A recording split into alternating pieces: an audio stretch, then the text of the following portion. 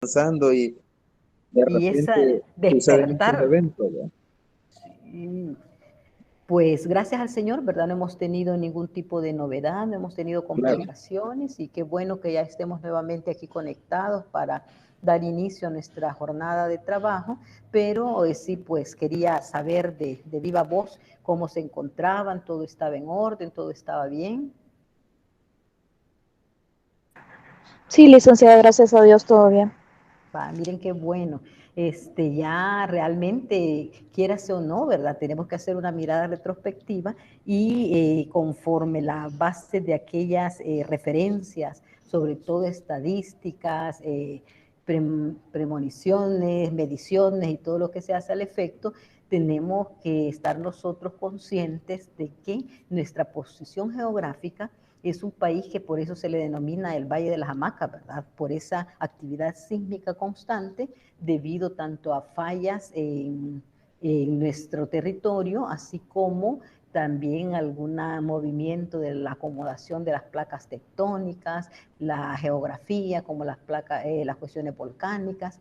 Son situaciones que quieras o no, ¿verdad? Generan cierto nivel de alarma, como lo decía David, pero a las cuales pues prácticamente ya estamos acostumbrados, nada más confiando en que no se repita, ¿verdad?, la magnitud de aquellos eventos telúricos que sí realmente han dejado muchas secuelas en nuestro país.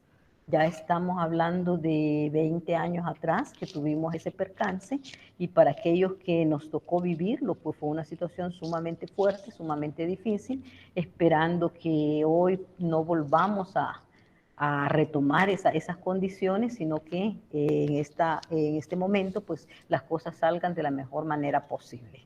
Así es que esperemos, ¿verdad? Siempre estar atentos como las indicaciones nos lo hacen ver, estar con aquella mentalidad positiva a pesar de los obstáculos, de las situaciones difíciles, tener a la mano aquellos instrumentos que nos permitan no perdernos, ¿verdad? Nuestro teléfono celular, lámparas, agua, las llaves de la casa, las llaves del vehículo, tratar de buscar, quieras o no, ¿verdad?, un plan de emergencia que nos permita facilitar las salidas, ubicar las zonas donde podemos tratar de ponernos a salvo, que son condiciones que, repito, pues se nos están manejando por nuestra propia seguridad. Así es que esperemos que no suceda mayor cosa y que podamos continuar, ¿verdad?, guardándonos también del otro evento que tenemos, porque esto aún no ha finalizado, como es la pandemia del COVID. Así es que no nos queda más que guardarnos, que cuidarnos, encomendarnos a Dios y poner de nuestra parte lo mejor posible. Bien, si ya estamos entonces en sintonía, jovencitos, les doy la bienvenida. Ya tenemos a 12 de ustedes debidamente conectados. Vamos a dar inicio a la clase que tenemos preparada para este día a través de la siguiente agenda. Para el día de hoy vamos a tocar el tema que tiene relación con la interpretación de los contratos. Nada más les comento de que lo que vamos a desarrollar en esta clase, el material de apoyo se lo voy a subir pues posteriormente de haber generado esta sesión de trabajo, ya sea por la noche o el día de mañana que les comparta, perdón, la clase grabada, les voy a subir el material de apoyo y al final de la clase vamos a tomarnos alrededor de unos 10, 15 minutitos para abordar el tema de la actividad que se va a desarrollar. Así es que estamos ya preparados, vamos a dar inicio entonces con la exposición. No sé si hay alguna inquietud respecto a lo que platicábamos en la clase anterior, una reseña de lo que se abordó, o estaba todo pues sumamente claro a la luz del material de apoyo, a la luz de lo que habíamos conversado en clases.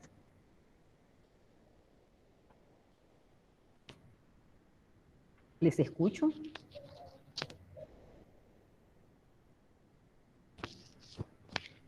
Quiere ingresar, dice Sandra.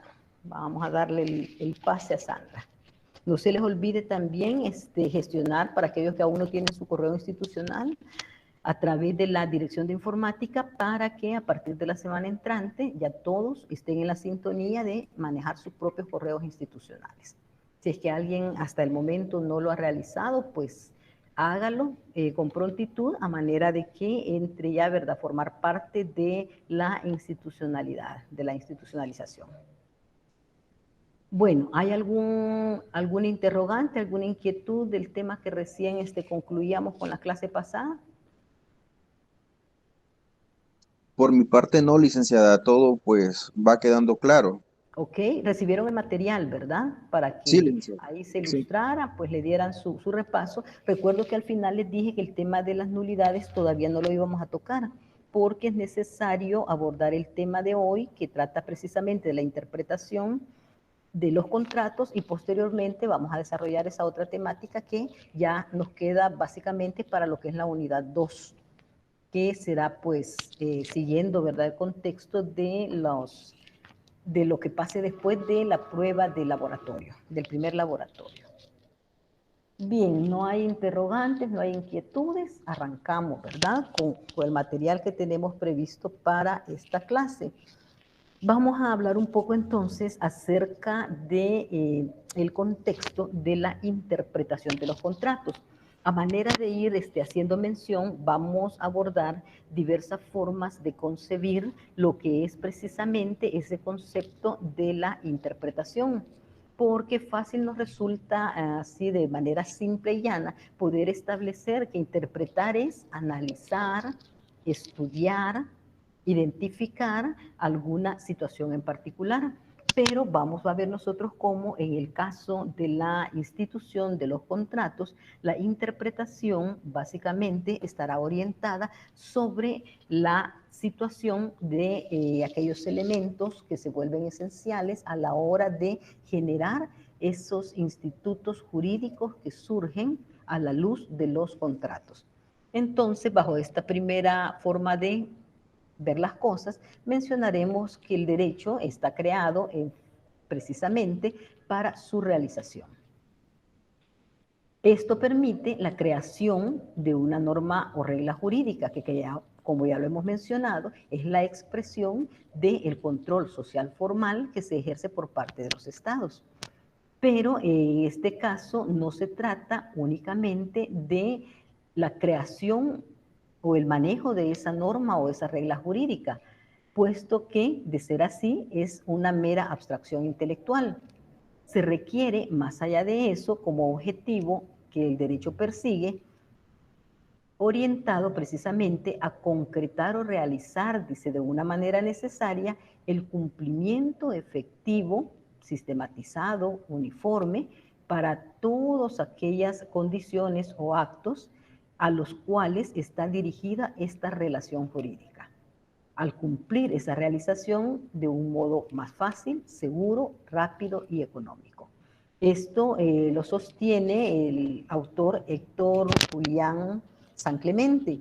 Vamos a ver entonces cómo de este punto de partida nosotros podemos advertir que al pretender nosotros interpretar ese sentido que las partes previamente han acordado y que han manifestado por medio de la voluntad, por medio de la autonomía y de esa libre disposición que ellos tienen de generar esa reciprocidad de derechos y de obligaciones de uno respecto del otro, a raíz de crear, de dar, hacer o no hacer algo, es lo que se considera pues precisamente esa elaboración o construcción, la materialización de esa voluntad. Esa voluntad lleva invíbita, ¿verdad?, lo que es un planteamiento de ideas, un planteamiento de aquellos preceptos que van a regir como cláusulas o como estipulaciones esa relación que surge entre las personas.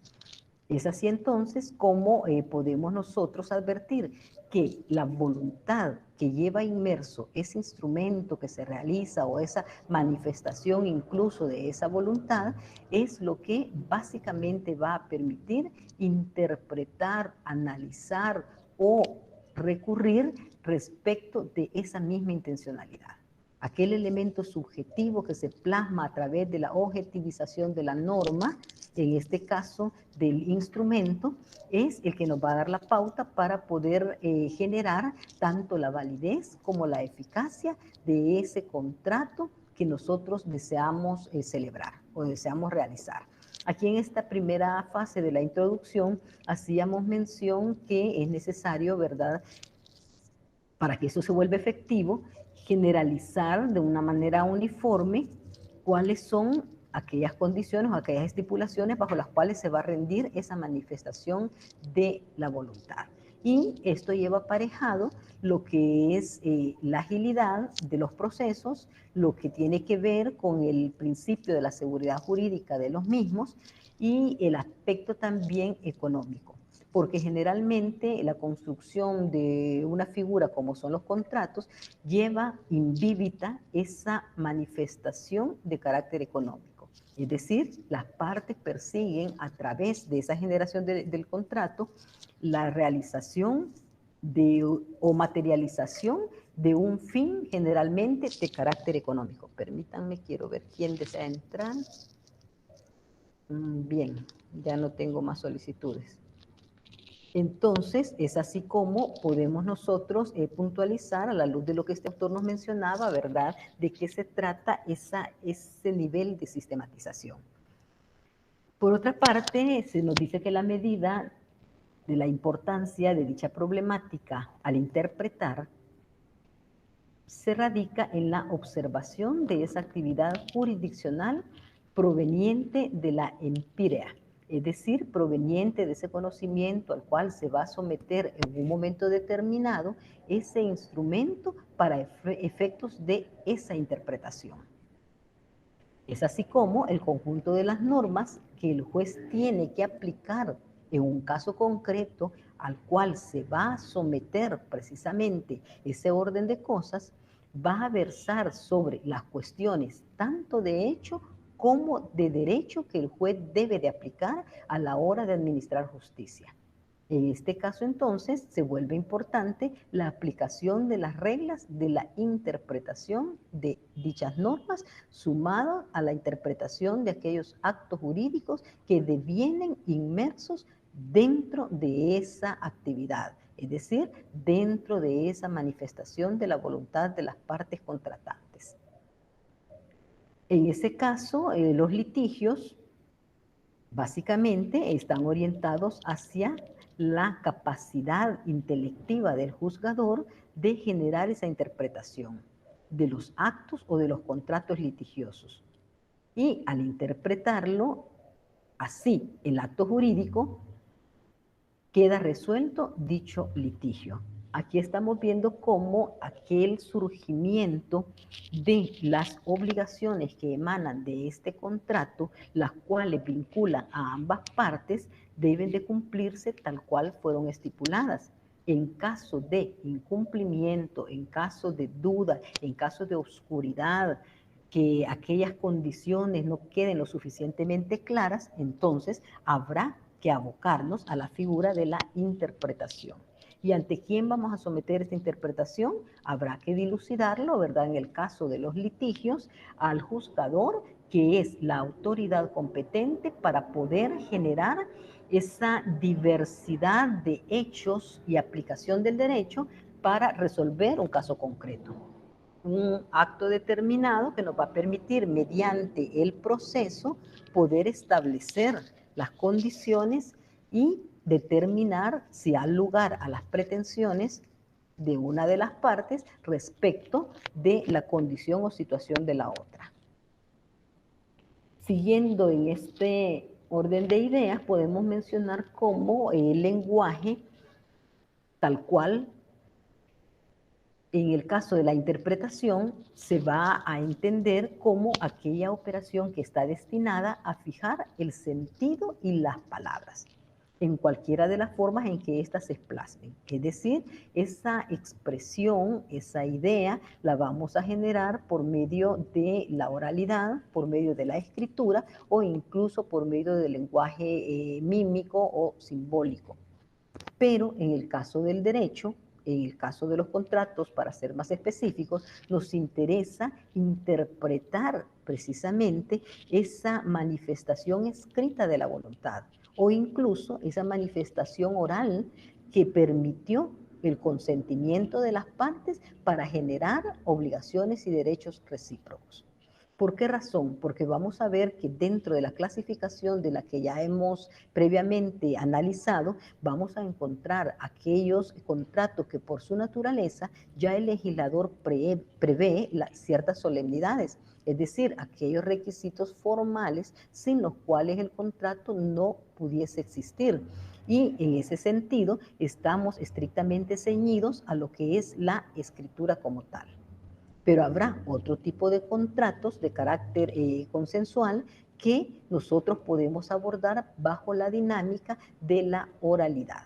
Caso típico de esto, por mencionar un ejemplo, habrá contratos, un mutuo, por ejemplo, que las partes deseen de forma amigable, de forma armoniosa, ¿verdad?, generar esas condiciones de ese préstamo, por ejemplo, de X cantidad de dinero, en la que por la base de la confianza que existe entre estas partes que están contratando, se maneje de una forma puramente oral. Es decir, ese acuerdo no se materializa con la escritura, sino que queda bajo esa dimensión del compromiso entre ambas partes. Es ahí como nosotros vamos a tratar de probar, y esto ya es para el campo propiamente probatorio, donde tenemos que buscar la fórmula para poder establecer aquellos presupuestos, aquellos elementos probatorios que nos permitan acuerpar o sostener nuestra pretensión.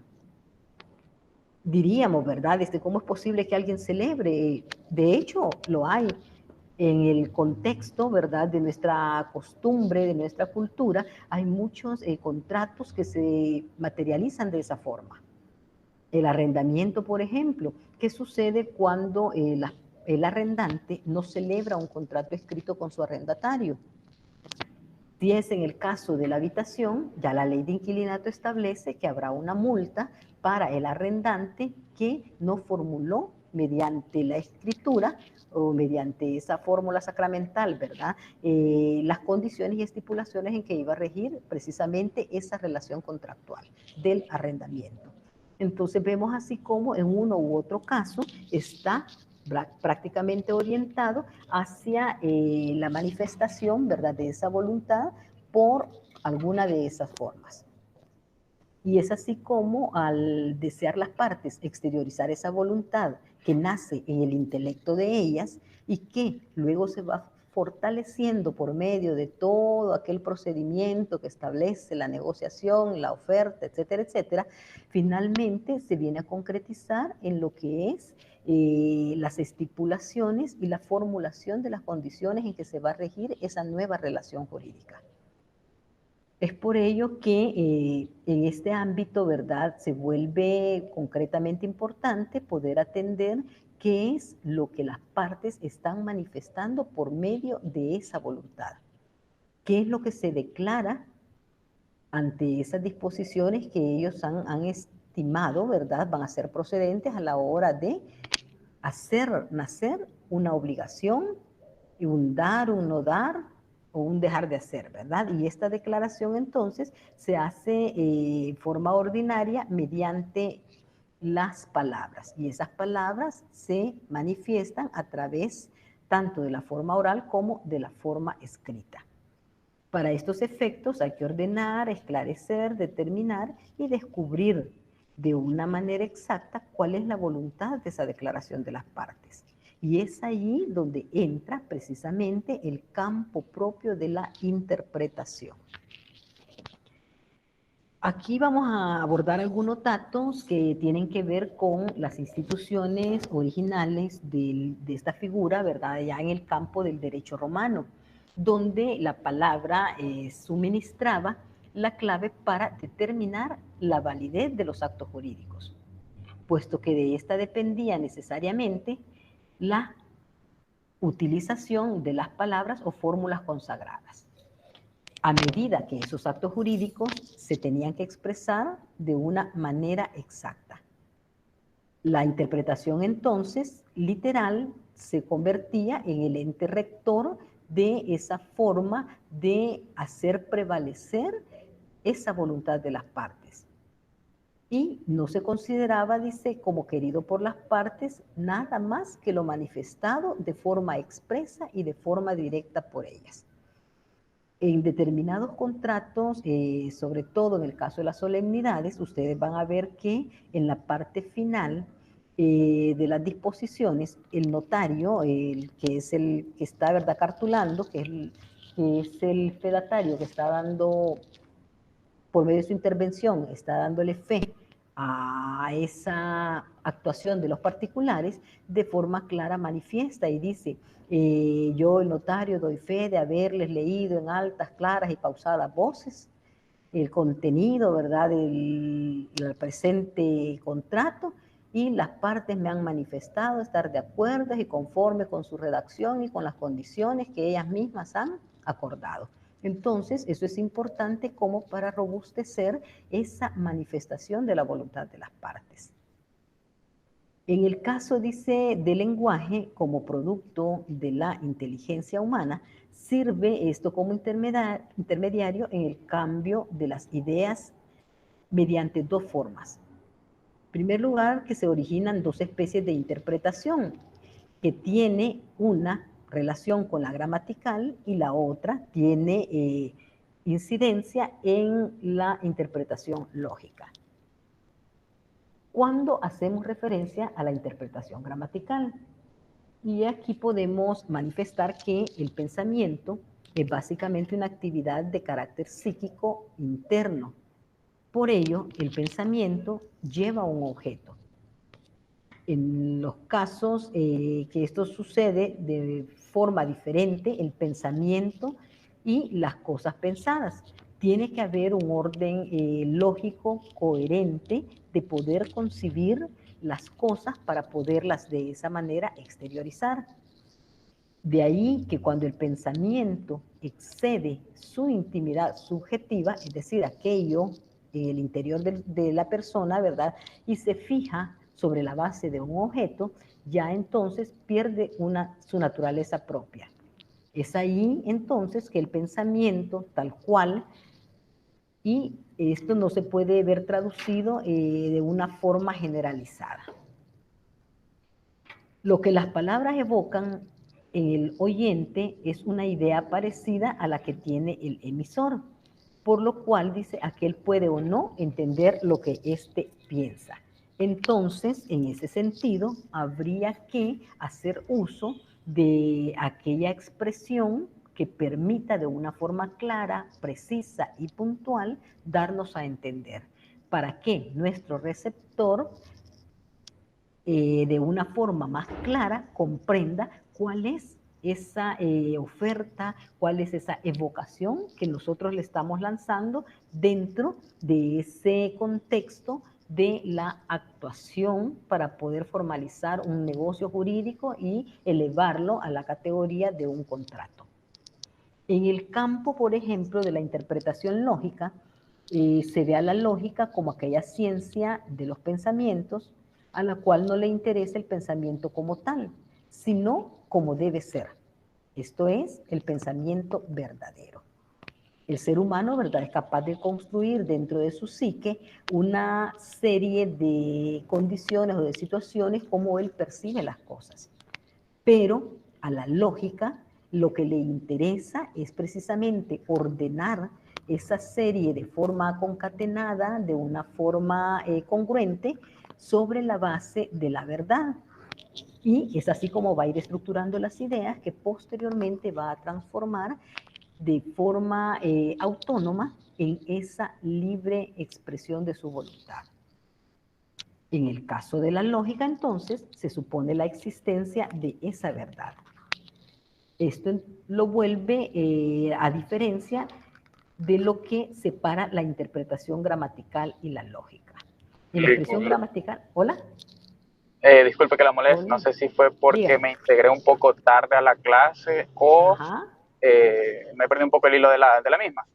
Quisiera Sí, saber sí. de qué puntualizar el tema que estamos desarrollando en este momento. No sé si Bien, podría... sí se me integró tarde, pero ok. El tema que estamos desarrollando es el tema de la interpretación de los contratos.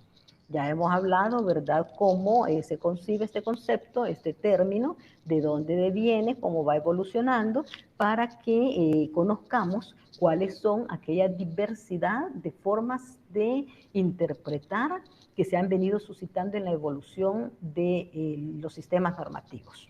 Por ahí vamos. Entonces, hablábamos de esta interpretación de carácter lógico, como decimos, que por una parte ya presupone aquel concepto de la verdad como tal. En la interpretación gramatical, entonces, debemos de respetar todo aquello que se ha expresado y que se ha manifestado a través de la escritura, a través de la expresión, pero en el caso de la interpretación lógica, debemos inferir o inducir que aquello que nosotros estamos planteando es sobre la base o sobre el supuesto de la verdad. Y esto nos lleva también a establecer sobre esa misma lógica que la voluntad de las partes nace precisamente de esa aceptación de los hechos que posteriormente vamos nosotros a transformar en el campo del derecho. ¿Por qué razón? Nosotros vamos a ver cómo dentro de los sistemas normativos vamos a encontrar ya descritos por el legislador cuáles son aquellas condiciones bajo las cuales va a imperar un determinado contrato. Por ejemplo, mencionemos la compraventa. Ese lo vamos a encontrar allá en el libro quinto, ¿verdad?, donde hablamos de los contratos, el artículo 1517 y siguientes. Por ahí vamos a encontrar las disposiciones atinentes a esa figura jurídica y así sucesivamente. Ya vamos a ver cómo todo esto sobre la base del principio de legalidad nos permite a nosotros ceñirnos dentro de ese contexto que la norma ya ha previsto. En el caso, ¿verdad?, del apoyo en cuanto a las palabras, es decir, de la interpretación gramatical, esta tratará de descubrir esa verdad de lo que las partes están manifestando. Y de esa manera podemos encontrar realmente lo que se pretende y lo que se quiere expresar. Pero sumado a esto, vamos a encontrar otro método de la interpretación que se basa en la libre investigación científica. Y ahí podemos advertir cómo en la época actual existe, ¿verdad?, algunas corrientes de pensamiento que devienen de los discipulados de Husserl, que era un jurista de su momento, que manejaba la posibilidad de utilizar el método fenomenológico para el caso de la aplicación del derecho. Esto se refiere a una técnica propia que sostiene que cualquier figura jurídica tiene una especie de núcleo constituido por verdades de razón. Se trata entonces de un núcleo esencial, donde el intérprete debe de inferir qué es lo que podría servir como punto de apoyo para interpretar esa figura concreta.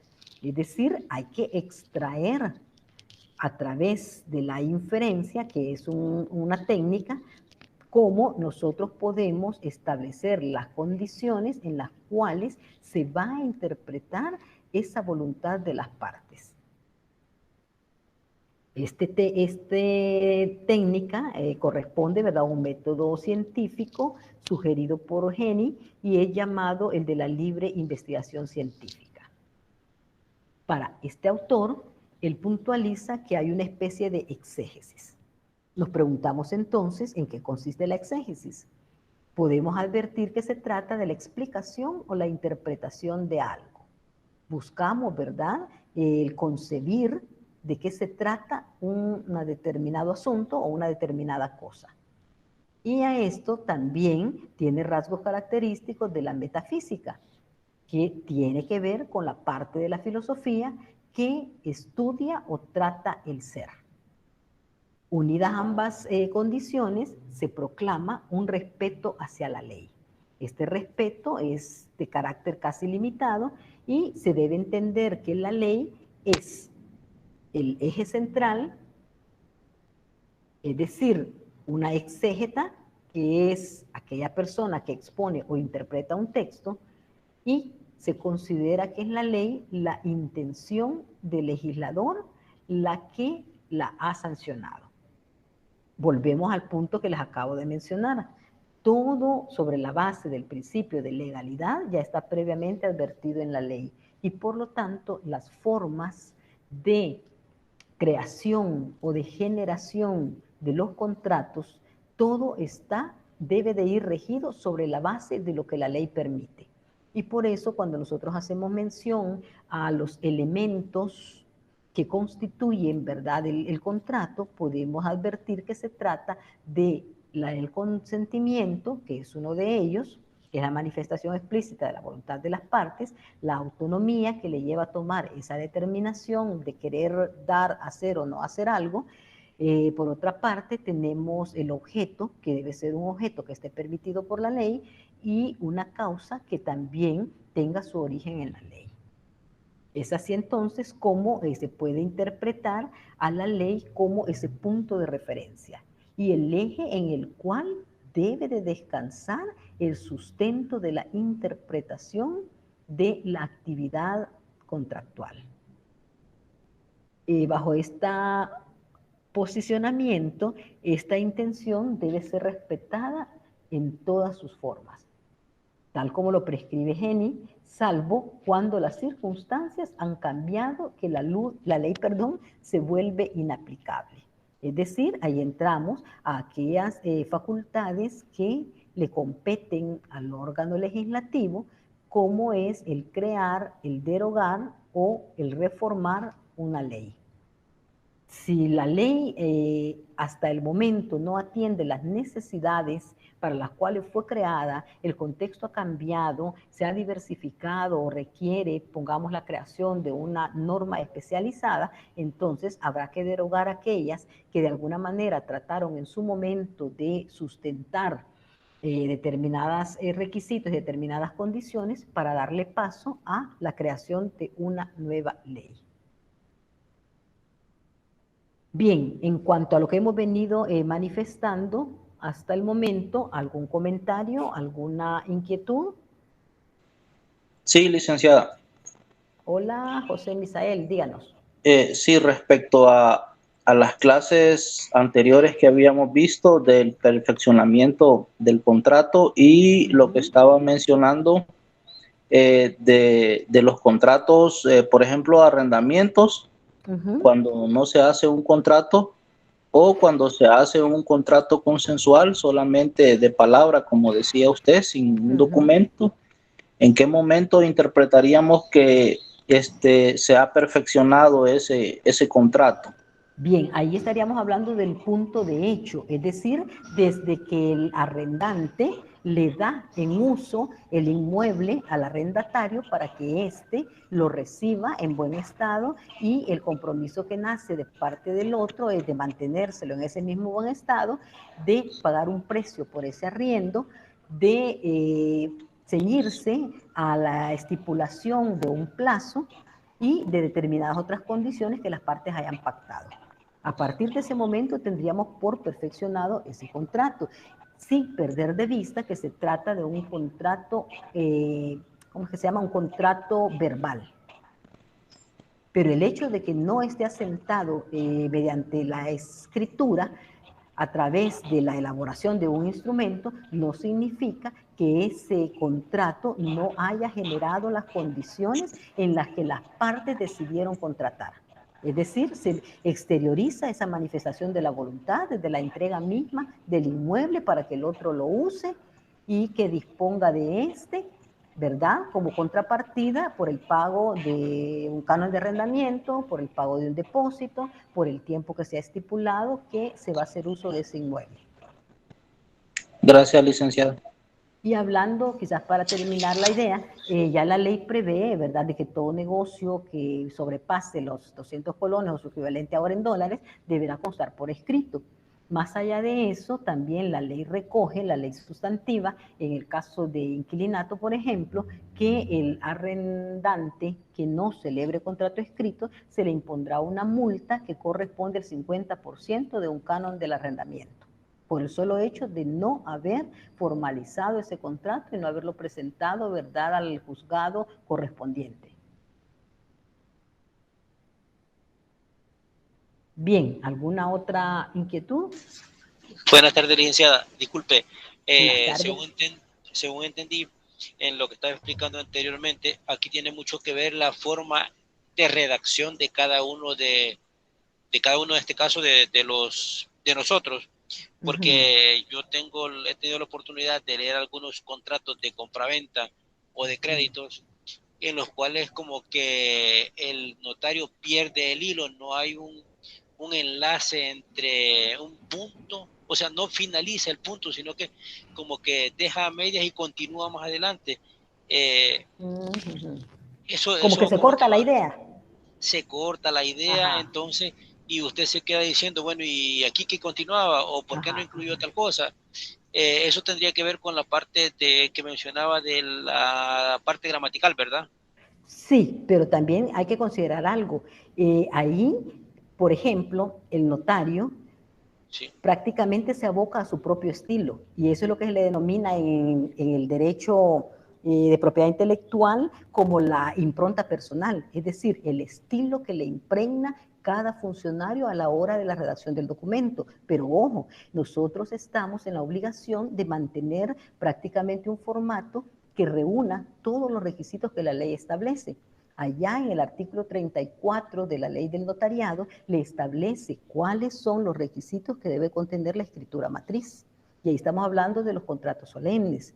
Le habla, ¿verdad?, que usted tiene que identificar el número de la escritura según el orden que lleva en su libro de protocolo, tiene que identificar lugar y fecha donde se celebre el acto, quién es el notario autorizante, quiénes son las partes que comparecen, identificarlas, ¿verdad?, con todas sus credenciales, y posteriormente venir a enunciar por medio de considerandos cuál es el motivo de la comparecencia de esas partes al otorgamiento de un acto X. Y lo que usted menciona, sí es cierto, se ve mucho en el estilo de ciertos notarios que dicen, por ejemplo, están relacionando la personería de alguien que actúa a nombre de otro, ¿verdad? Comparece Ana María Ramos, ¿verdad?, en su calidad de apoderada del señor Maximiliano López. Y luego dice, mediante mediante el testimonio que a posterior relacionaré. Entonces, como usted dice, no es que se pierda la idea, porque él está anticipando que más adelante lo va a retomar. Correcto. Pero sí, tiene mucho que ver con el estilo, como usted bien lo dice, de cada notario, pues a la hora de redactar. Muy bien, gracias. Sin perder de vista que hay requisitos que no los podemos obviar. Tienen que estar ya sobre la base del principio de legalidad, que están expresamente determinados en la ley, nosotros debemos de cumplirlos. Bien, ¿otra inquietud? Si la hay, ¿verdad? Si no, continuamos. No sé si alguien ha escrito. Ajá. Licenciada, en este caso, ¿qué sanción se podría abocar si hace falta uno de esos requisitos? O digamos, ¿cuál sería? O sea, ¿se tomaría como nulo o cómo sería la situación? Mire, en primer lugar habría que ver cuál es el vicio del que adolece ese instrumento por medio de las formalidades. Habría que ver si se trata de un elemento esencial, que la ley ya lo determina cuáles son, y en caso de ese vamos a encontrar descrito en la ley que a falta de alguno de esos requisitos, la sanción inmediata que el legislador ha establecido es la nulidad del instrumento, por ejemplo, ¿verdad? O habrá que ver si es de aquellos que de alguna forma se pueden subsanar para poder hacer la corrección correspondiente. Por ejemplo, usted celebra un contrato, póngale una compraventa, por decirle, pero omitió algún requisito que tal vez no era de los esenciales, sino que una información X que quedó incompleta y que al momento de llegar usted a presentarla en el correspondiente registro de la raíz de hipotecas, el registrador le hace la observación y le dice, señor notario, aquí, ¿verdad?, faltó que usted le pusiera, por ejemplo, el número del DUI va incorrecto, el número del NIT, etcétera, etcétera. Alguna condición de esa naturaleza, o por ejemplo, en la descripción de los linderos, por decirle algo no quedó ahí sumamente claro, entonces el registrador le hace a usted la observación y ahí pudiese hacerse mediante una rectificación de la escritura, esa subsanación, perdón, para que se tenga como incorporado al cuerpo de ese instrumento.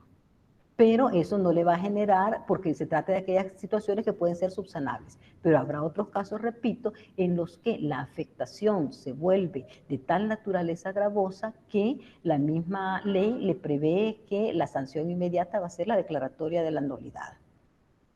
Pero, ojo, ajá.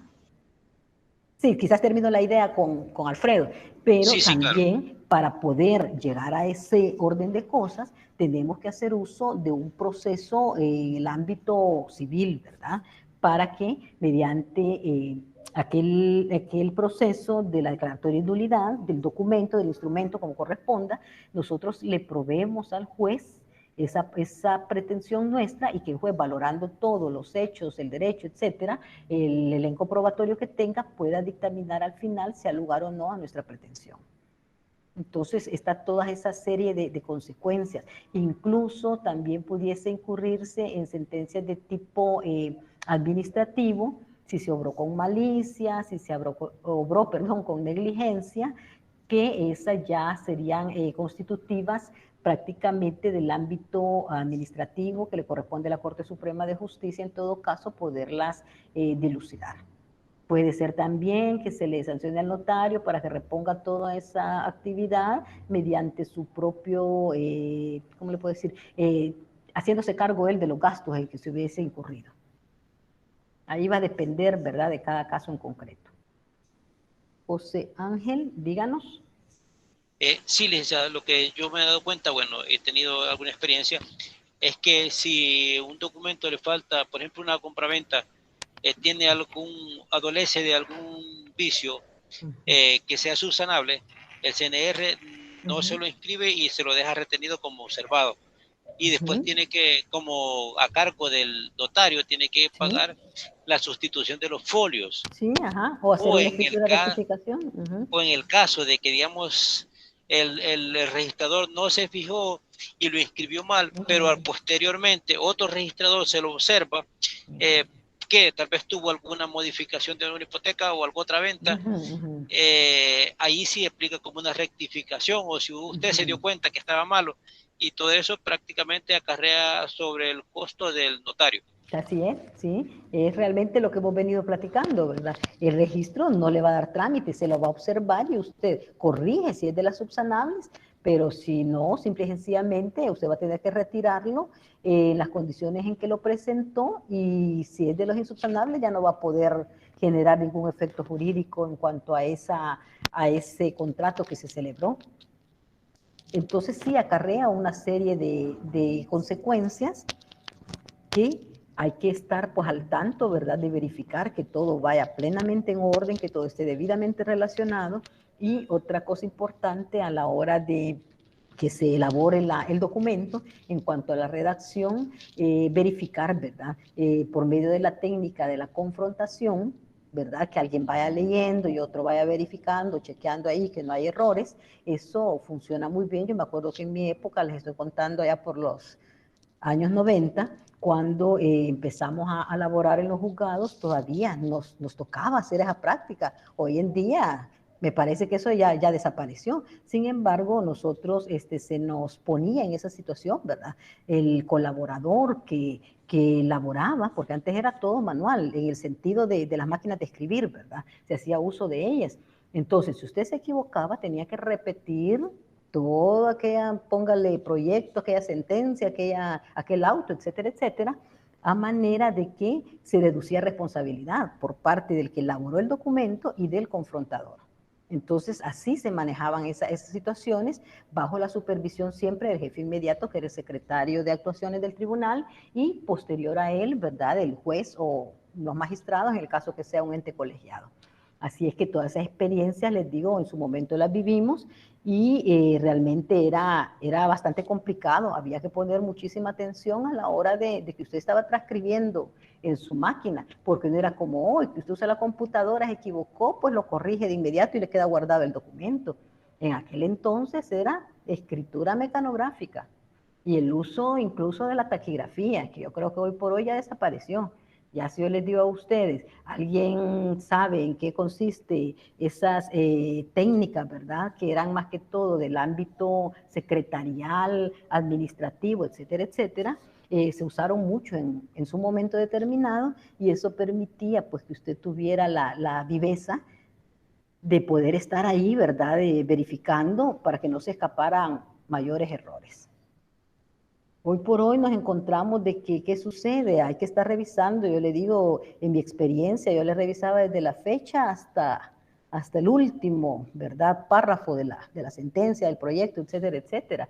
¿Por qué? Porque a veces, por la comodidad, por la prisa o por cualquier otra situación, nos limitamos, ¿verdad? Con esto de las tecnologías, de la informática, el corte y pegue, ¿verdad?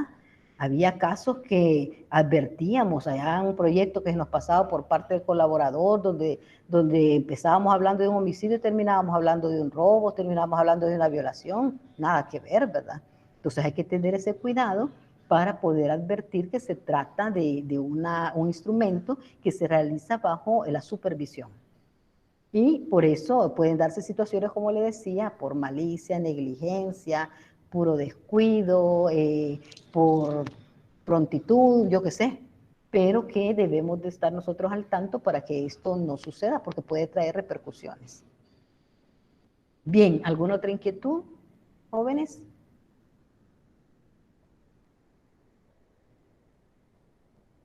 Estamos entonces en... Yo, licenciada. Hola, ¿quién? ¿Rosemary? No, Mercedes, díganos. Hola. ¿Saben qué les voy a pedir para efectos de ubicarme más rápido cuando me piden la palabra, que usemos la manita? Ok. Bien. Hablamos de la interpretación gramatical, ¿verdad? Usted decía que se refiere a interpretar, o sea, lo que está escrito. Y la interpretación de la lógica que, o sea, decía de que es Se infiere. estar, o sea, dar entendido que lo que se está diciendo es la verdad. Exacto. Algo así. Pero la Por última medio... interpretación que usted dio, ese sí no la entendí, lo de la... Exégesis. Lo de, pero me dijo de la libre investigación científica. Ajá. Cuando dejábamos, permítame, vamos a retomar Entonces no entonces sé si... Ajá. Sí, vamos a retomar eso, permítame. El método de la libre investigación científica. Esto habla, dice básicamente la posibilidad de usar un método fenomenológico para el derecho. Y se basa en una técnica que sostiene que cualquier figura jurídica tiene una especie de núcleo constituido por verdades de razón. Y aquí es donde entramos, ¿verdad? Que aquello que las partes afirman o que las partes pretenden poder elevar a la categoría de un negocio jurídico y luego transformarlo, ¿verdad?, en un acto jurídico, debe de estar basado en, no en especulaciones, sino que en hechos concretos, hechos reales, que no quede ninguna condición de duda respecto de lo que se está contratando. ¿Cuál es la intención? ¿Cuál es la voluntad? ¿Sobre qué versa? Debe de ser algo que nos brinde seguridad para poder nosotros generar esas condiciones de obligaciones y de derechos de forma recíproca. Entonces, esa verdad debe ser coherente, debe de ser lógica y, ojo, también debe ser comprobable en un momento determinado. Porque no basta con inferirlo, ¿verdad? Como lo hace el método de la lógica, sino que vamos a utilizar esas inferencias, pero a la luz de esa autonomía de las partes. Es la integración, ¿verdad?, de técnicas y de métodos que nos permiten entonces puntualizar de forma clara, de forma coherente, cuál es la pretensión de las partes que se traduce en la celebración de la voluntad de estas. No sé si les queda claro. ¿Cómo lo vamos a hacer? Ahora bien, habrá que hacer uso prácticamente tanto de la gramática como de la lógica y sobre la base del derecho construir esa certeza. Por ejemplo, o sea una compraventa. Ajá. O sea que se aplica antes de escribir el contrato. Empezamos con todo lo que es la negociación. Acuérdense que aquí entran también las etapas en las que actúa el funcionario, en este caso el notario, pongámoslo así, ¿verdad? Estamos hablando de un contrato formal, por ponerle el ejemplo. Entonces, lo que va a hacer en primer momento el notario es asesorar a las partes. Se va a informar, lo va a entrevistar, se va a informar de cuál es la pretensión de estos y él le va a dar forma a esos hechos a la luz del derecho. Y como para poder nosotros hacer uso del derecho, sabemos que ya lo tenemos previsto en un sistema normativo, vamos a adecuar esas formalidades que la ley nos exige para poderlas brindar certeza, para poderlas aclarar y especificar de una forma técnica que es cómo debe proceder el notario. Y todo eso va a quedar, como le digo, de una forma clara, de una forma concisa, puntual, sin que permita lugar a dudas. Las partes deben estar conformes con la manera en que se ha redactado ese documento, por eso se les lee, se les invita a que ellos manifiesten si están conformes, si esa es la voluntad que ellos están plasmando por medio de ese documento, si hay algo más que agregar, que corregir, o de qué manera, pues nos va a quedar sumamente claro cuál va a ser la forma que vamos a funcionar dentro de ese compromiso que estamos generando por medio del contrato y la certeza jurídica de que eso va a surtir sus efectos. Okay. Vemos cómo es un como trabajo más técnico que le corresponde al fedatario, ¿verdad? O a la parte que va a elaborar el documento. Incluso en aquellos contratos de carácter privado, que posteriormente para su legitimación, ¿verdad? Los vamos a elevar a instrumentos públicos, necesitamos la intervención del notario.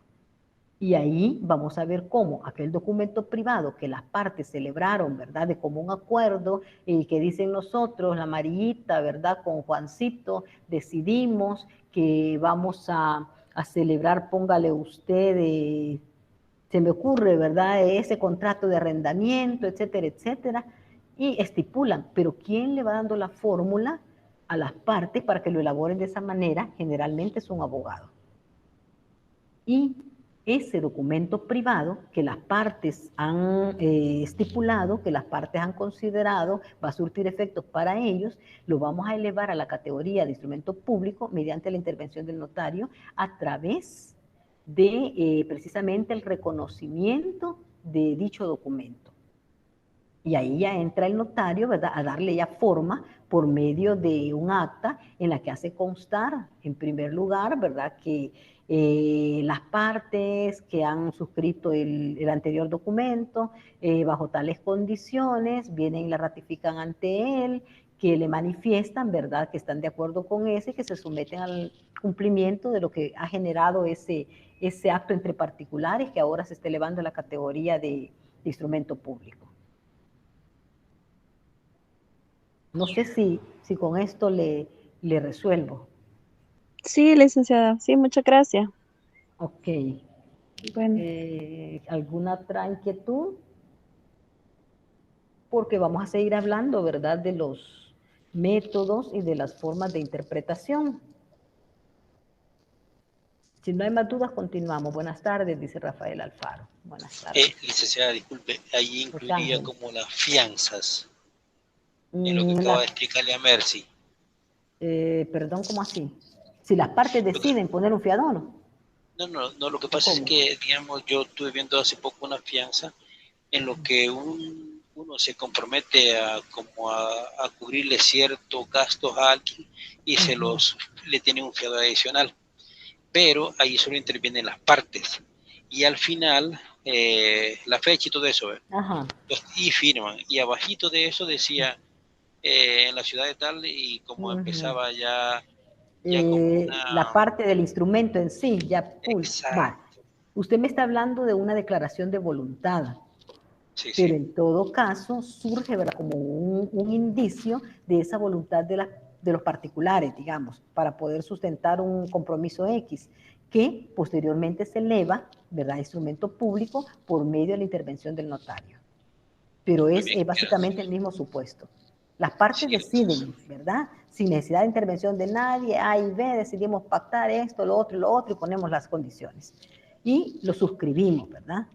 Ya luego viene ese mismo documento con la intervención del notario a través de la fe pública que él va a impregnar a esa declaración que ante sus oficios se está ratificando, se está confirmando por parte de los otorgantes de aquel documento privado, ya él le impregna esa fe pública notarial.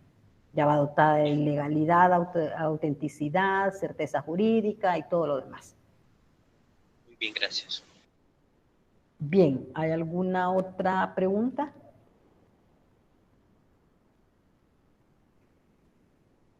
Estamos bien, licenciada. Ok, vamos entonces a continuar hablando de las otras formas de interpretación. Hablando del método exegético, es allá en el siglo XIX donde posterior a la codificación francesa comienza a practicarse métodos en la creencia de que la interpretación de la ley significaba encontrar un método. Cuando hablamos de método, hablamos de la aplicación de determinadas características de una ciencia, donde podemos advertir determinados pasos que tiene por sí el método científico, como son la observación, la descripción de los fenómenos, la elaboración de hipótesis, la confirmación de los resultados, etcétera, etcétera. Entonces, en ese momento de la historia, en el siglo XIX, se consideraba, ¿verdad?, que a través de la interpretación de la ley encontrábamos precisamente ese método armónico que por medio de la ley se iba a operativizar. Le aplicábamos dicho método y la ley quedaba precisamente aclarada e interpretada. Y bajo la disposición de resolver los casos concretos que eran sometidos a la justicia. Entonces, el valor que se le concedía a la ley como tal era el eje primordial que permitía, ¿verdad?, aplicar dicha ley a la hora de resolver un litigio, de resolver un conflicto. Es por medio de estos métodos donde se destaca precisamente el método exegético. Con este vemos cómo se caracteriza, ya que hace sinónimo de la ley y la intención del legislador que la dictó. Cuando surgía una controversia o una duda, dice, esta se resolvía buscando cuál fue la intención del legislador que la formuló. Y aquí nos vamos a lo que nosotros conocemos como la búsqueda del espíritu de la ley, ¿verdad? ¿Qué fue la motivación que le generó al legislador crear esa ley en las condiciones que las creó?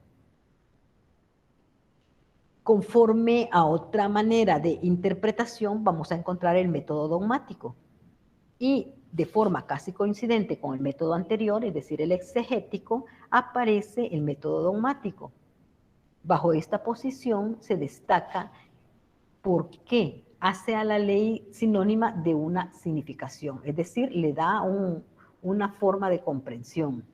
No es ya la ley, dice, sinónima de un hecho real, sino que considera que la ley, una vez sancionada, se desprende del legislador. Y se tiene que decirlo de alguna manera como que ésta ya representa una existencia propia, que es la subsistencia de una significación en lo que la ley anuncia. A esta significación se le procura de aplicar el método dogmático.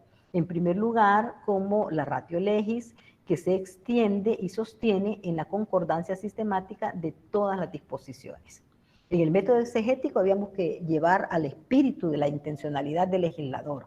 En este caso, el método dogmático establece que una vez creada la ley por parte del legislador, una vez que ésta es sancionada, se publica y surte efectos por sí misma, ya se desprende de aquella esfera de la intención del legislador y ya por sí misma es capaz de generar condiciones para su interpretación.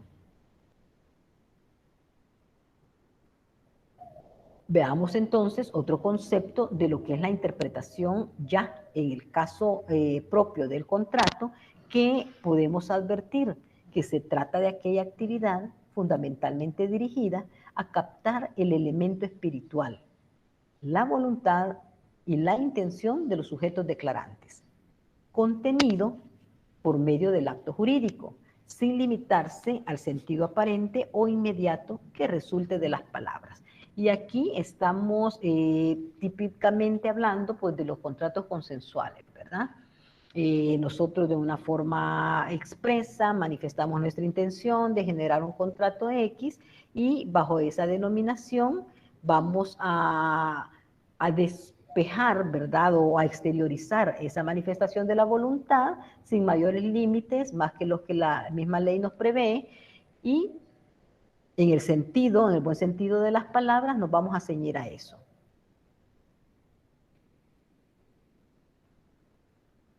Para el autor Josserand, en el tomo 2 de su obra, el curso de Derecho Civil francés, dice que interpretar un contrato es determinar el sentido y el alcance de las cláusulas que éste contiene. Miren qué interesante esta forma tan sencilla, pero a la vez tan ilustrativa, de comprender qué es la interpretación del contrato. Para este autor, entonces, interpretar un contrato es determinar el sentido y los alcances de las cláusulas que dicho instrumento contiene. Cuando hablamos de cláusulas, hablamos, ¿verdad?, de las estipulaciones, de aquellas manifestaciones de la voluntad de las partes que van a contener elementos esenciales, ¿verdad?, como son determinar, por ejemplo, quiénes son los sujetos que intervienen, cuál es el objeto del contrato, la naturaleza del contrato, cuál es el plazo, cuál es el precio, por ejemplo, y otras condiciones más. Allí cabe, por ejemplo, también hacer mención de cláusulas adicionales que de alguna manera permitan, por ejemplo, generar garantías en torno a una obligación principal. Y aquí puede entrar el caso que nos mencionaba el compañero, ¿verdad?, de las fianzas, por ejemplo, o puede entrar el caso de la hipoteca para poder, de alguna manera, asegurar el cumplimiento de la obligación principal. Pero en todo momento es importante entonces entender que ese ámbito de la interpretación va a ir orientado hacia la comprensión en cuanto al sentido y el alcance de esas condiciones, de esas cláusulas sobre las cuales va a versar el contrato. Cuando se presenta entonces la necesidad de escudriñar, de indagar para determinados casos, el real significado de una expresión que genere duda o que genere controversia, o el valor que las partes le han querido dar de una forma subjetiva, ¿verdad?, a estas cláusulas o a estas disposiciones, a través del acto jurídico que ellos mismos han concertado, hay que anteponer o poner de manifiesto la imperfección, dice, y la limitación de los medios humanos para lograr aquella elucidación. Es decir, puede generarse algún tipo de error, ¿verdad?, pretendiendo alegar una oscuridad, pretendiendo alegar una situación con la cual se dice que no están conformes, pero ojo, esto se tiene que advertir a la hora precisa de poder nosotros manifestar o sellar ese negocio o ese contrato, que es por medio de la suscripción de nuestra firma. Es ahí el momento oportuno cuando nosotros tenemos que hacer mención, ¿verdad?, que no estamos conformes, ya sea con esa redacción, que no estamos conformes con esa disposición, porque nosotros creímos que, o porque nosotros pretendemos que, y no es precisamente lo que está estipulado, ¿verdad?, ya de una forma, llamémosle gráfica, o de una forma que se ha elaborado el documento.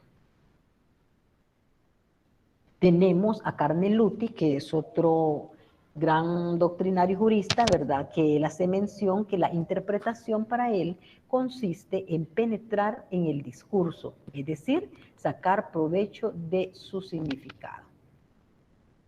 Se puede entonces para Carneluti afirmar que en la hermenéutica, que se trata de una técnica o método de interpretación de los textos, se plantea un problema de pura lógica.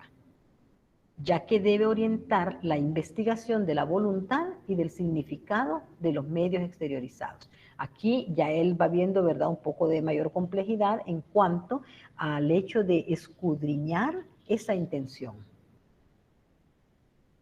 Pero no es la lógica de las ciencias matemáticas o de cualquier otra ciencia la que se debe utilizar en el caso del derecho, ya que las ciencias sociales a las cuales está insertado, ¿verdad?, esta figura jurídica, tienen sus propias y esenciales características que la distinguen de las demás. Mencionamos a otro autor que es Recasens-Sitges. En su obra Nueva Filosofía de la Interpretación del Derecho, él retoma que en el ámbito particular de los contratos, la necesidad de apartarse de ciertos preceptos intangibles en otros campos de la hermenéutica adquieren relieves más señalados, ya que dentro del derecho y aún del derecho civil, el vasto campo contractual se ubica en el reino propio de la libertad. Dentro de esta, el hombre alcanza su nivel más elevado y sustancial. Entonces volvemos a ese elemento esencial que debe contener todo acto jurídico, todo contrato, como es precisamente la autonomía de las partes, en poder de una forma libre consensuar. Con un sentido generalizante o globalizante se puede decir que el contrato es una declaración privada de voluntad que tiende a alcanzar un resultado jurídico, resultado que el derecho ordena que se produzca porque así lo desee el declarante. Es decir, cuando las partes de una forma sin inhibiciones, sino todo lo contrario, de una forma libre, espontánea, voluntaria, manifiestan concertar determinadas situaciones respecto de ese negocio que ellos quieren realizar, es esa manifestación que surte a través de la declaración privada de ese ámbito, de esa esfera propia, ¿verdad?, de los particulares, orientada hacia la consecución de un resultado jurídico. ¿Para qué celebramos un negocio o un contrato jurídico? Precisamente para que éste surte efectos y que forme parte del tráfico jurídico. Nada haríamos, ¿verdad?, con generar un acto que por sí mismo se vuelva inadvertido para el derecho. Caso contrario, en el ejemplo claro de los contratos, esa pretensión o esa finalidad va orientada hacia la obtención de un resultado. Y este resultado, a la luz del derecho, debe de crear seguridad jurídica, certeza jurídica y sus efectos y consecuencias. Debe estar dotado de validez, debe estar dotado, de eficacia para que produzca esos resultados. Es innegable entonces que todo acto jurídico, es decir, todo contrato capaz de producir efectos o consecuencias en el mundo del derecho, sean estas el carácter del nacimiento, transformación, las transferencias, la conservación y la extinción de derechos subjetivos, requieren precisamente de una declaración de voluntad. La declaración de voluntad, entonces, hace nacer precisamente derechos de carácter subjetivo, pero a su vez genera obligaciones, bajo determinados requisitos. Y aquí volvemos a lo que establece, ¿verdad?, el Instituto Jurídico de nuestro sistema de derecho civil, donde vamos a traer a cuenta los elementos esenciales para poder perfeccionar un contrato, como son la capacidad de obrar, la observancia de las formas, la conformidad de estas con la ley, etc. Porque el derecho objetivo reconoce a los particulares este poder. ¿Cuál es el derecho objetivo? Aquel que se traduce mediante las normas, mediante las disposiciones, para poder así materializar aquel derecho subjetivo de los particulares. Vemos cómo en el artículo 1309 de nuestro Código Civil encontramos esa definición del concepto de contrato. Y este reza que contrato es una convención en virtud de la cual una o más personas se obligan para con otra u otras o recíprocamente a dar a hacer o no hacer alguna cosa. Interesante entonces este concepto que prácticamente es una copia, ¿verdad?, del Código chileno y de otras legislaciones, pero que para nuestro legislador fue precisamente la consideración de la forma más sencilla y más clara de concebir este concepto jurídico del contrato. Podemos entonces decir que, así como lo menciona nuestra legislación, la convención es el género y el contrato es una de las distintas especies que comprenden ese género. Para el derecho romano y el derecho francés se hacía también la distinción entre la convención y el contrato, considerada aquella como el género y este como una especie, pero se vinculaban a una idea diferente. La convención, por una parte, comprendía todo aquel acuerdo de voluntades destinado a crear, modificar o extinguir relaciones de derecho. Por su parte, el contrato solo podía tener por objeto la fórmula de crear estas condiciones. Vemos cómo nuestro legislador utiliza, ¿verdad?, de manera indistinta el concepto de contrato y el concepto de convención como tal. Para ir contextualizando en el tema de las declaraciones de voluntad, entiéndase estas como elementos constitutivos del contrato. La autonomía privada que la ley le concede a los particulares se infiere del hecho de que la misma ley les atribuye efectos jurídicos especiales. Menciona por acá el caso del autor Dance, que sostiene que en lo que se refiere al requisito del resultado jurídico que se persigue por medio de la voluntad, esto jamás ocurre que la intención, la voluntad interna del que celebra un negocio jurídico, se proponga producir un resultado de derecho. ¿Por qué razón? Porque las partes pueden iniciar con esa pretensión, pero al final de ese proceso de la negociación y de toda la formulación ya del instrumento para darle vida a esa creación de obligaciones recíprocas y de derechos, reconocimiento de derechos, puede que no llegue a su feliz término. En el caso del autor Dance, la voluntad interna del que celebra un negocio jurídico persigue de ordinario un resultado económico, es decir, y lo puede ver materializado a través, ¿verdad?, del perfeccionamiento de un contrato consensual, por ejemplo, sin traspasar ya las condiciones de las solemnidades que requieren otro tipo de contratos. En el caso de los contratos, la voluntad del que los celebra tiende de forma ordinaria a obligar a la parte contraria, de la que pretende obtener generalmente una prestación de carácter económico. Y decimos generalmente, ¿verdad? El derecho objetivo, entonces, protege dichas declaraciones de voluntad, lo hace a través de su poder a disposición que el Estado de Derecho le permite, ¿verdad?, a través de la exigibilidad de la promesa cuando el promitente no la cumple. Esto haciendo uso de los poderes del Estado para poder obtener una respuesta.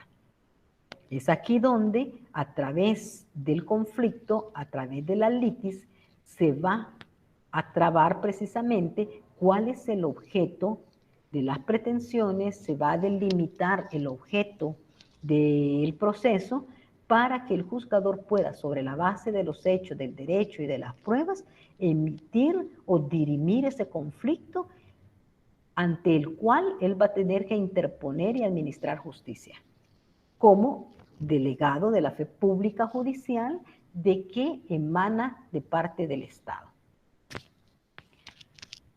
A manera de conclusión podemos decir entonces que la declaración de voluntad es precisamente la conducta de una persona que, según la experiencia media de las convenciones jurídicas sociales y apreciando aquellas circunstancias propias de cada caso, permiten de manera sencilla inferir la existencia de una determinada voluntad, aunque en algún caso concreto resulte falsa esa deducción. Es decir, aunque la persona de que se trata no tenga en realidad esa voluntad interna que su declaración se infiere, que de la declaración que él haya hecho previamente se pueda inferir por parte del intérprete.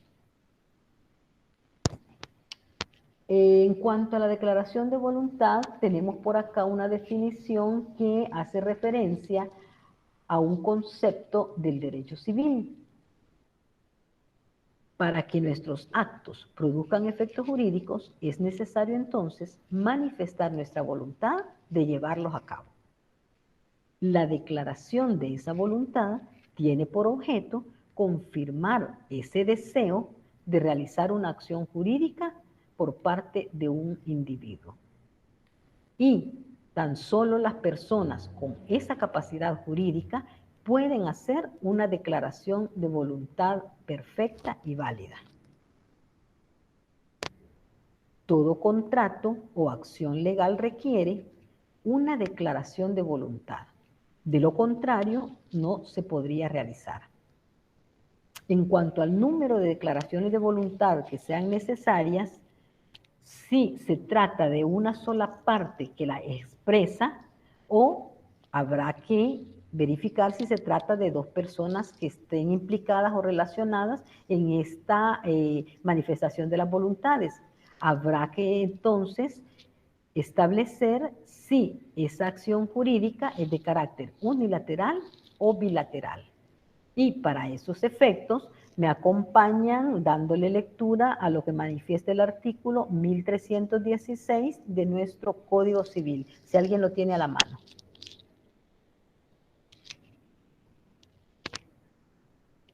Hola.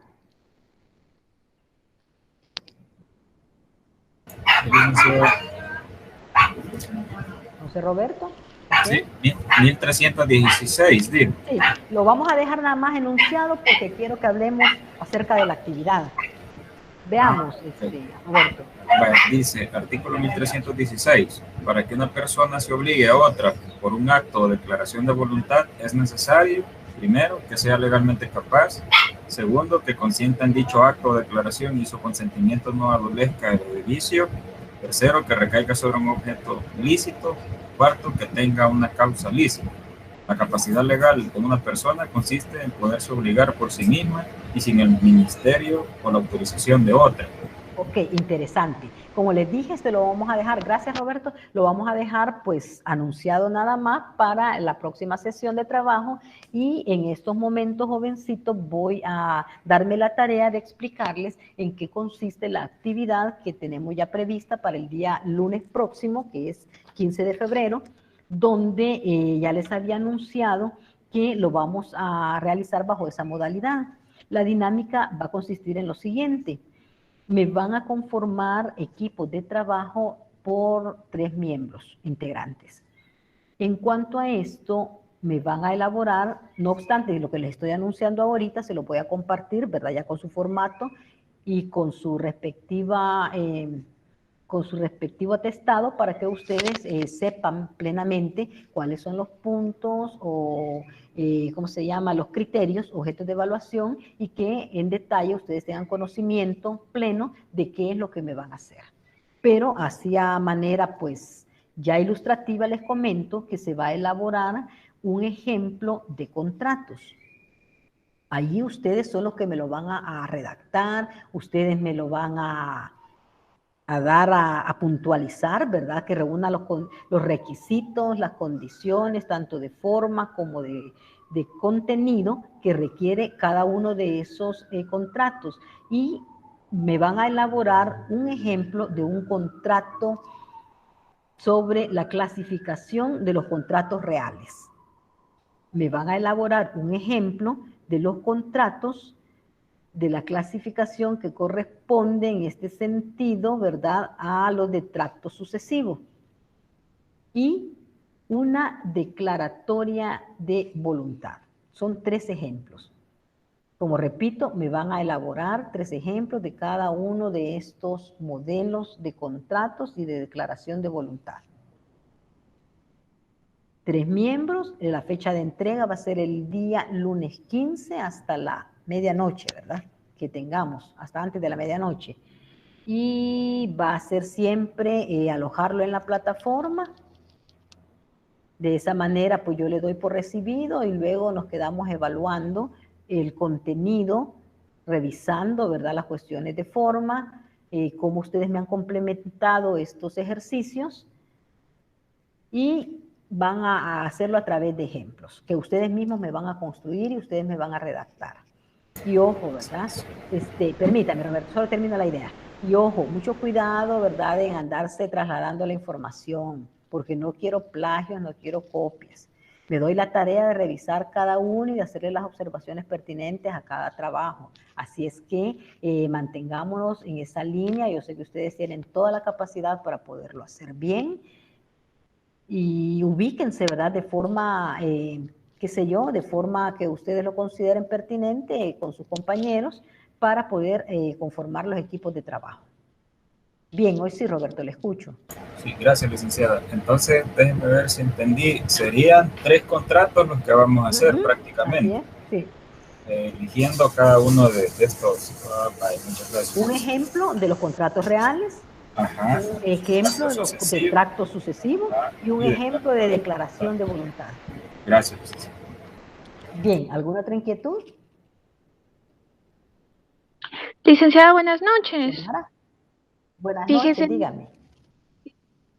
Fíjese que yo soy nueva, prácticamente no tengo comunicación con nadie de mis compañeros, entonces no sé si lo podría hacer sola o tal vez... No, ahorita aprovechemos este espacio antes de cerrar la jornada, Xiomara, para que algunos otros 2 compañeros que se sumen ahí al equipo de Xiomara, ahí organícense ustedes, ¿verdad? A manera de que cada equipo esté integrado por 3, porque esas son las indicaciones. Licenciada, buenas tardes. Hola, falta alguna persona. Hernando. Sí, gracias, licenciada. Sí, a Xiomara, que se vaya conmigo, por favor. Muy bien, va, tome nota, Xiomara. ¿Oye? Oscar Armando Alfaro, dice. Sí, ¿me pudieron dar el número? Con mucho gusto, ¿me lo permite? Si quieren, textéenlo, ¿verdad? Ahí ustedes se hacen la comunicación. Carla, ¿qué nos dice? Sí, licenciada, yo también soy nueva, entonces también tenía el mismo inconveniente que Xiomara. Vaya, entonces, Armando, no sé si le interesa ahí ya sumar con su compañera Carla también. ¿Alguien más? ¿Alguna otra inquietud? Sí, yo con respecto a esa... Sí, Carla. Permítame, Xiomara. Sí, solo que sí, está bien, por mi parte está bien que se vaya la compañera Carla. Ok, coordinen ustedes. Perdón, me decía Kevin. Gracias. Bueno. Sí, que sí, las indicaciones que acabo de dar con respecto a la elaboración de contratos y tanto la rúbrica va a ser cargada a la plataforma o únicamente nos quedaríamos con esa información que ha proporcionado. Esto se los adelanto, ¿verdad? Pero yo les voy a elaborar el documento en detalle con su formato de laboratorio para que ustedes tengan todas las indicaciones y la rúbrica para que sepan los criterios de evaluación. Se los voy a alojar en la plataforma, así como la actividad anterior. Bien, ¿quién más, Carla? Tiene la manita alzada. Licenciada, ese día... David, ajá. Ese día tendríamos clase. Ese día tendríamos clase, licenciada. Sí, David, sí, vamos a tener clase porque como la actividad la estamos anticipando desde ya y la van a poder alojar ustedes hasta antes de la medianoche, no había ningún inconveniente. Licenciada, una consulta. Roberto, dígame. Sí, fíjese que por lo general, casi siempre cuando van conformando los grupos, hay grupos que siempre, hay personas que como que quedan, ¿verdad?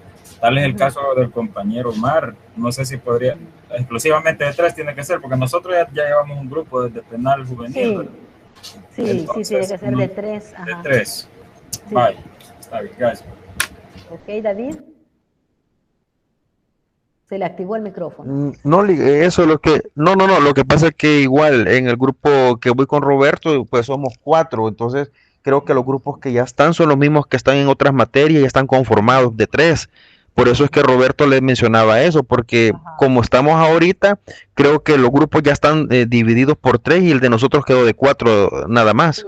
Ya va, ustedes son la excepción a la regla. Va, déjenme ver, yo tengo con ustedes inscritos, ay, no me traje la lista, pero déjenme ver, ya ahorita verifico ese dato, porque me parece que ustedes andarán por los 27 o 30 y algo, a manera que me queden cabal los equipos de 3.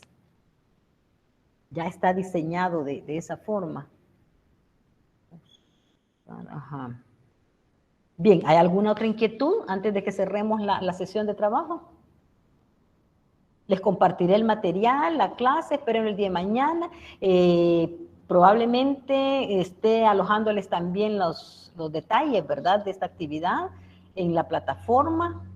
Entre mañana más tardar el día viernes, pero ya de antemano ya les anticipé, ¿verdad?, cuál va a ser la dinámica de esta actividad. ¿Preguntas? ¿Inquietudes? ¿No las hay? Bien, perfecto, dice Cristian. Ya no hay interrogantes, jovencitos, entonces cerramos la sesión de trabajo de este día. Esfuércense, hagan un buen trabajo y ahí vamos a ver los resultados, ¿verdad? Así es que los espero. Sí, licenciada, perdón, entonces, ¿cómo hacemos porque cómo quedaríamos entonces? ¿Me puedo ir con ellos o espero que alguien diga que no tiene grupo? Porque como miren, veo... Para mí, mi recomendación es que se coordinen ustedes, pero la indicación es equipos de 3. Va, está bien, licenciada. Y como usted dice, hay mucha gente nueva que tal vez, ¿verdad?, puede tomar nota y pedir contacto. Yo no sé si con ustedes hemos solicitado a un administrador del grupo de chat. No sé si ya se los había pedido con anterioridad. ¿Hola? No, vaya, pues no sé quién quiera de ustedes colaborarme en ese sentido, generar el grupo de chat, por ejemplo, de coordinación, por ejemplo, como dice David, ¿verdad? Hay alguien que se ha quedado sin grupo y de esa manera ustedes se coordinen para poderlo hacer. ¿Hay algún voluntario? Dice que de hecho la compañera Rose maneja un grupo donde estamos la mayoría. Si gusta, por ahí podríamos gestionar quiénes se quedan sin grupo. ¿Quién está a cargo del administrar el grupo? Rose. Usted, Roberto. Creo que no está Rosemary, pero no está conectada. Rosemary, sí. Ahí habría que ver si ella acepta el cargo. Exacto. Si gusta, puedo pasar la información ahí al grupo. Vaya, porque sí necesito. Ajá, y que Rosemary, si ella acepta el cargo, y si no cualquier otro de ustedes que acepte el cargo, que se coordine conmigo, porque va a ser un enlace, pues, entre ella y yo, cualquier consulta. Exacto, que se genere por medio de chat. Aparte que ustedes saben que me pueden escribir, ¿verdad? Por medio de plataforma, tablón, a mi correo, etcétera. Gracias. Bien, no hay nada más que abordar entonces, nos quedamos por acá. Les deseo pues que les abunde, que las cosas salgan bien y que guardemos siempre las medidas, ¿verdad? Y las precauciones que no están de más.